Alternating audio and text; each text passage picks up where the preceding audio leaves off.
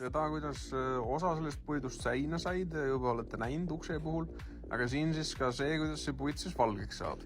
Et väga lihtsalt võtad seda Osmo valget peits vaha, mul oli hästi väike purk ja siis segad selle päris suure koguse white spiritiga. Alguses panin spiritit vähe, jäi liiga tume, aga mulle meeldib siuke õhkõrn valge kiht, et ta võib-olla ei kaitse nii palju, aga jah, siis vähehaaval katsetasin ja siis sain siukse kätte, et üsna lahustatud oli see. Seda white spiritit on rohkem kui seda Osmot.